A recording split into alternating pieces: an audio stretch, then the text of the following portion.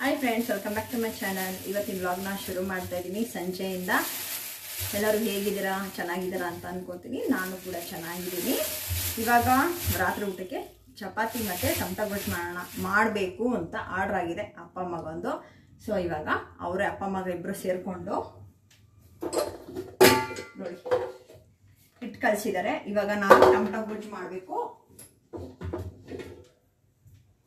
ನನ್ನ ಚಾನಲ್ನ ಇನ್ನೂ ಯಾರೆಲ್ಲ ಸಬ್ಸ್ಕ್ರೈಬ್ ಮಾಡ್ಕೊಂಡಿಲ್ಲ ಅಂದರೆ ಬೇಗ ಸಬ್ಸ್ಕ್ರೈಬ್ ಮಾಡ್ಕೊಳ್ಳಿ. ಹಾಗೆ ನನ್ನ ವಿಡಿಯೋನ ಪೂರ್ತಿಯಾಗಿ ನೋಡಿ ಅಂತ ಕೇಳ್ಕೊತೀನಿ. ಇಷ್ಟ ಆದರೆ ಒಂದು ಲೈಕ್ ಕೊಡಿ, ಕಮೆಂಟ್ ಮಾಡಿ.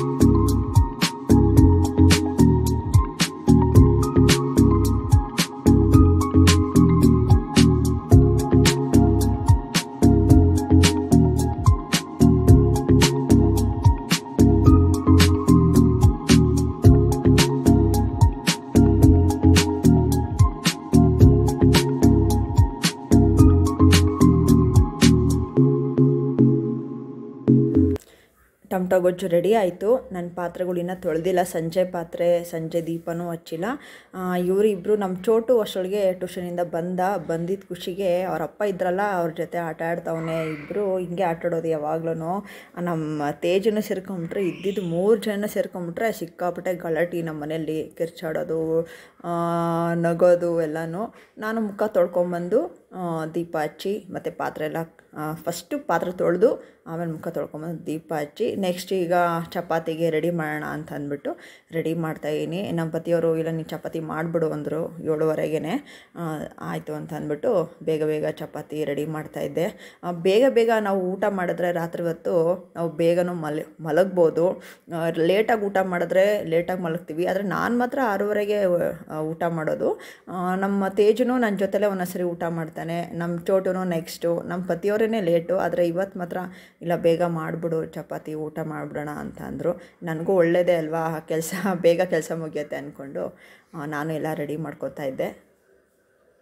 ನಮ್ಮ ಚೋಟು ನನಗೆ ಪೂರಿ ಬೇಕು ಅಂತ, ನಮ್ಮ ತೇಜ್ಗೆ ಮತ್ತು ನಮ್ಮ ಪತಿಯವ್ರಿಗೆ ಚಪಾತಿ ಬೇಕು. ಆಯಿತು, ಎಲ್ಲರಿಗೂ ಇಬ್ರಿಗೂ ಬೇಜಾರು ಮಾಡೋದು ಬೇಡ, ಈ ಅಪ್ಪ ಮಗನಿಗೆ ಮತ್ತು ಚೋಟುಗೂ ಬೇಜಾರಾಗೋದು ಬೇಡ ಅಂತ ಅಂದ್ಬಿಟ್ಟು ಅವನಿಗೆ ಪೂರಿಗೂ ರೆಡಿ ಮಾಡ್ತಿದ್ದೆ. ಹಾಗೆ ಇವ್ರಿಗೂ ಚಪಾತಿಗೂ ರೆಡಿ ಮಾಡ್ತಾಯಿದ್ದೆ.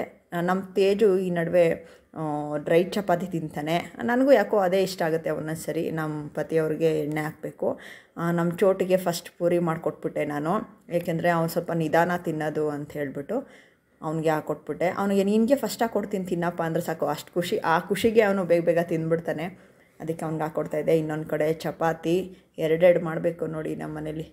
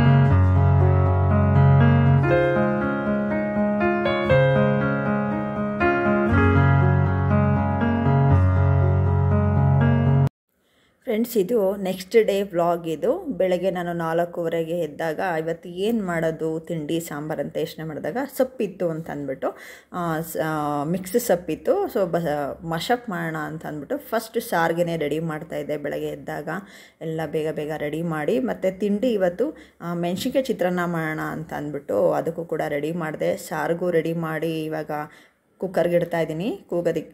ಅದು ಒಂದು 3 ವಿಷಲ್ಸ್, ಒಂದು 3 ವಿಷಲ್ ಆದರೆ ಕ್ಲೀನಾಗಿ ಬೆಂದಿರುತ್ತೆ ಕ್ಲೀನಾಗಿ ಬೇಯುತ್ತೆ. ಅಷ್ಟರೊಳಗೆ ನನಗೆ ಮೆಣಸಿನ್ಕಾಯಿ ಚಿತ್ರಾನ್ನ ಮಾಡೋಣ ಅಂತ ಅಂದ್ಬಿಟ್ಟು ಅದಕ್ಕೂ ರೆಡಿ ಮಾಡ್ಕೋತಾ ಇದ್ದೆ. ಮೆಣಸಿನ್ಕಾಯಿ ಚಿತ್ರಾನ್ನ ಅಂದರೆ ನಮ್ಮ ಮನೇಲಿ 3 ಜನಕ್ಕೂ ತುಂಬಾ ಇಷ್ಟ, ಆದರೆ ಸ್ವಲ್ಪ ಕಡಿಮೆನೇ ಮಾಡೋದು ನಾನು ಅದನ್ನು.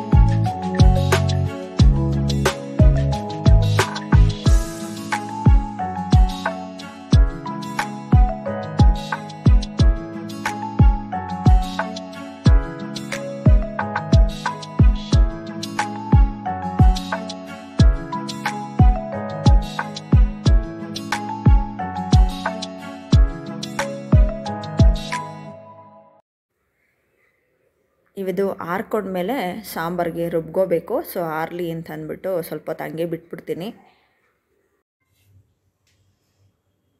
ಫ್ರೆಂಡ್ಸ್ ನೋಡಿ, ಎಷ್ಟೊಂದು ಪಾತ್ರೆ ಬಿದ್ದಿದೆ. ಬೆಳಗ್ಗೆ ಅಡುಗೆ ತಿಂಡಿ ಮಾಡಿರೋ ಪಾತ್ರೆ. 4:15ಗೆ ಎದ್ರೂ ನನ್ನ ಕೆಲಸನೇ ಮುಗಿಯಲ್ಲ. ಇವಾಗ ಆಚೆಕಡೆ ಎಲ್ಲ ಕಸ ಗುಡಿಸಿ ಬಂದಿದ್ದೀನಿ. ಆಚೆಕಡೆ ನಿಮಗೆ ಗೊತ್ತಲ್ಲ ಎಷ್ಟು ದೊಡ್ಡದಾಗಿದೆ ಅಂತ. ನಮ್ಮ ಮನೆ ಮುಂದೆ ಆಚೆಕಡೆ ಕಸ ಗುಡಿಸೋ ಅಷ್ಟೊತ್ತಿಗೆ ನೋಡಿ ಎಷ್ಟು ದೊಡ್ಡದಾಗಿದೆ. ಆಚೆಕಡೆ ಕಸ ಗುಡಿಸೋ ಅಷ್ಟೊತ್ತಿಗೆ ಸಾಕಾಗೋಗುತ್ತೆ. ನಂದೊಂಥರ ಬ್ಯುಸಿ ಲೈಫ್ ಆಗಿಬಿಟ್ಟಿದೆ ಈ ನಡುವೆ. ಇವಾಗ ಇಷ್ಟು ಪಾತ್ರೆ ತೊಳೆದು ನೆಲ ಒರೆಸ್ಬೇಕು.